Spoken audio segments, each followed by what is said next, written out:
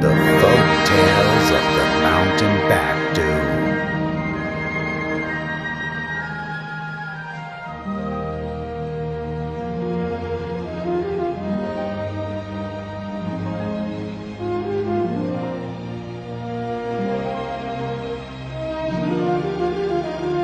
Hello. Today I am going to tell of the story of the Backdu Waterfall. There had been living a famous archer Yongarm who hunted for 3 generations in that deep mountain Backdu. He was not only an expert archer, but also a good with a sword and a mass of iron. And he also was a very skillful hunter. Even when he met the too agile animal, he could catch it or release it at his will. One time, he was cruising the deep mountains, looking for some takes. He heard a sudden scream of woman. Help me! He ran toward the sound. A really terrible thing appeared before his eyes. The tiger, leaping over and over a girl's head here and there, was making her spirit lost like a cat playing with a mouse.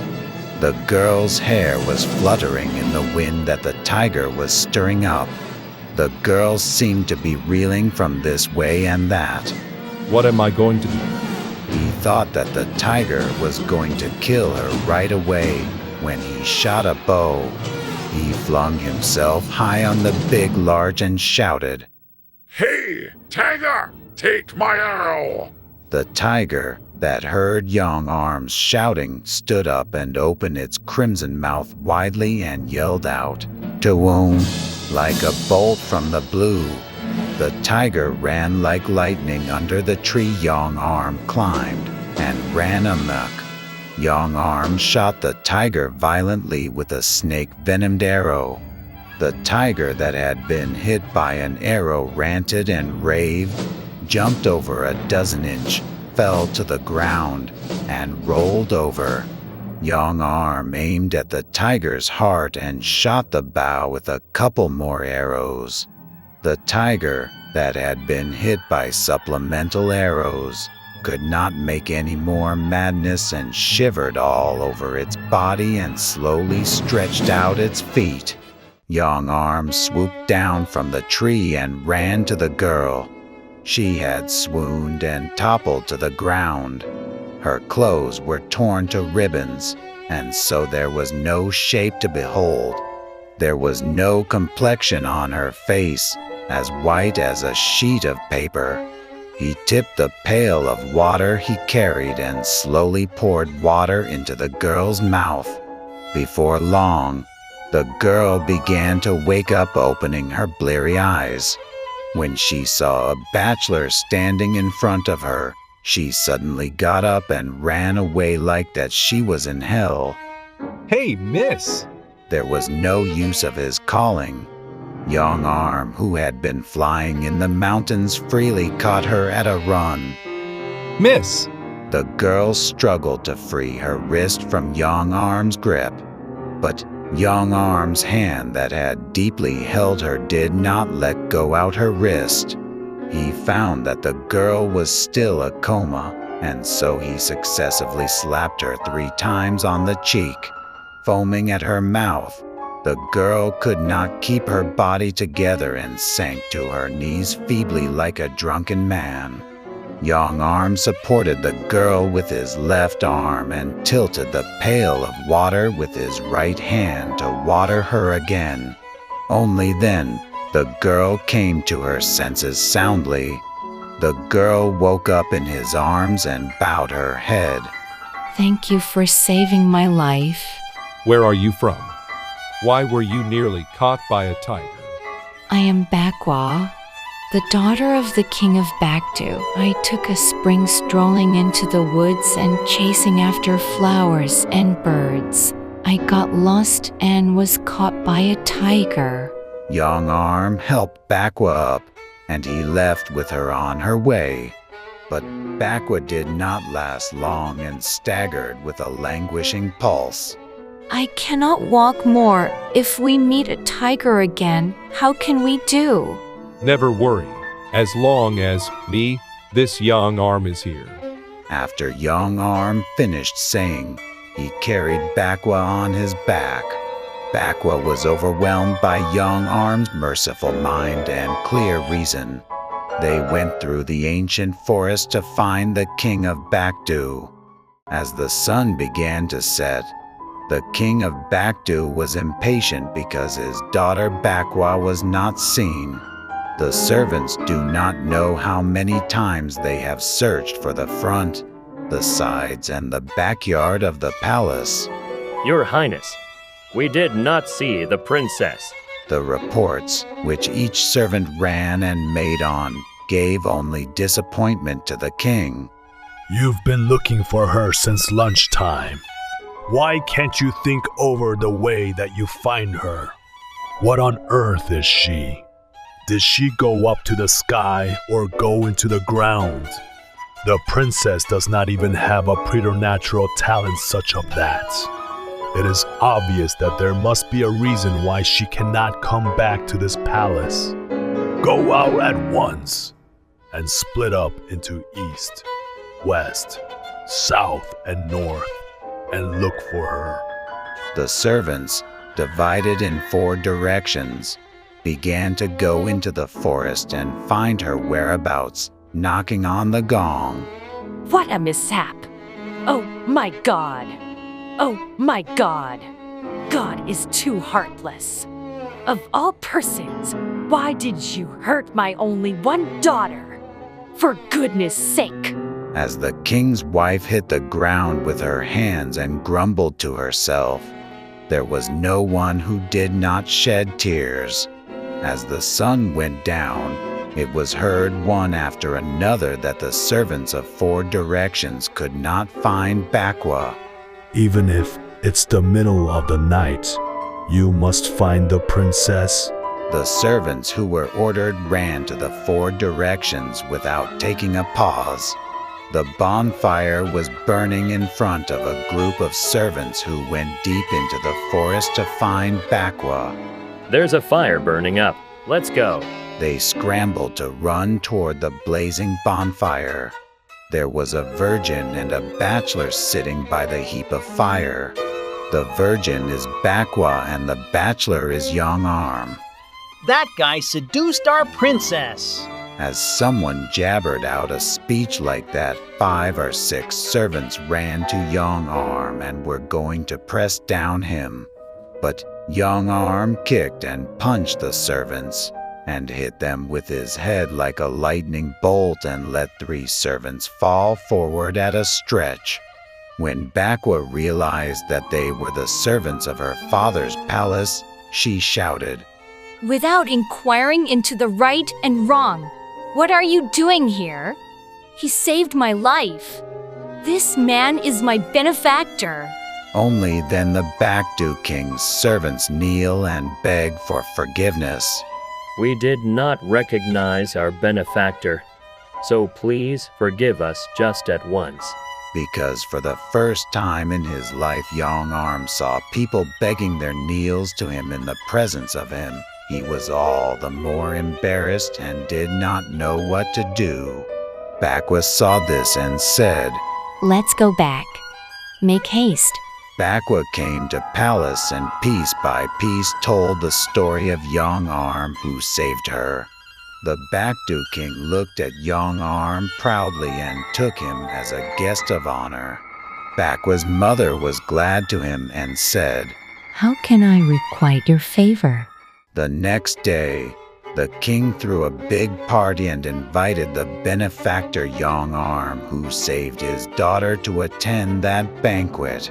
Back when Yongarm entered the banquet hall side by side, and all the people gathered were admiring their appearance.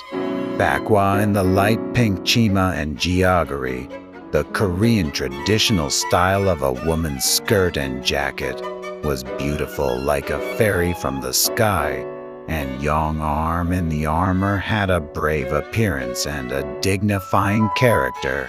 It was at the height of the feast.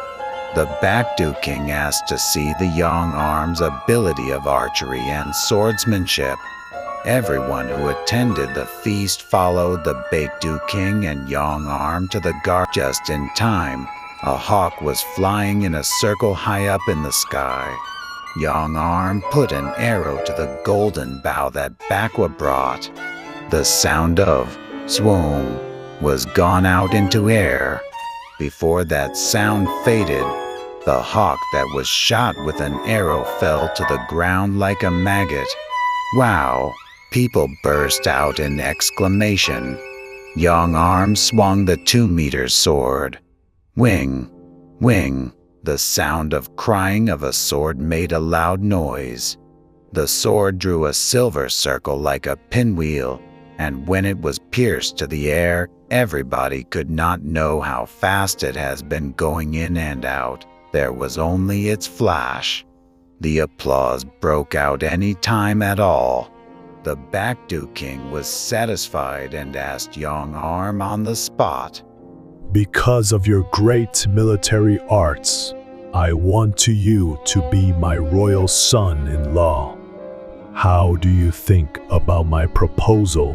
Yongarm held up his silver sword on his head with his both hands and expressed his gratitude to the king. It's a wonderful blessing, like a great mountain amount. Yongarm became the Backdu King's son-in-law, and he got an engagement with the princess and decided to take the day to have a wedding. A few days before the wedding feast, a series of quick reports came in continuously from the frontier. Your Highness, the enemy is coming. It is difficult to defend them with our frontier armies. Please give us a mobilization order. The Backdu King chose some of the military forces who guarded the palace and sent them to the frontier. As the country faced a war, the wedding feast of Yongarm and Backdu was also fizzled out. Yongarm said several times that he would go to fight, but the Backdu King did not allow it. There will be a time to fight soon. Let there be no haste. Really, a group of foreign enemy broke into the country. My royal son-in-law, do participate immediately. Backdu King gave the order. Yongarm led the soldiers under his command to the front. After he camped out, he took a look at the movement of the enemies. Their number of soldiers was more than twice as many as his. When the battle began, Yongarm pretended to retreat and lure the enemies into the mountain Backdu. He placed the military on the cliff and swept away the enemies. The enemy commander, who believed that he had many soldiers, attacked several times a day. The enemy did not stop the attack, even though it killed a lot of soldiers with arrows shot down by soldiers of Yongarm's camp. Shooting bows and rolling stones, Yongarm gave the enemy an unmitigated damage. But during the days of fighting, the troop of Yongarm ran out of arrows and food. At this time, the Backdu turned around the trail and appeared at the camp with a load of arrows. Yongarm was so grateful that he ran to see Backdu. Then he was hit by an arrow in the chest.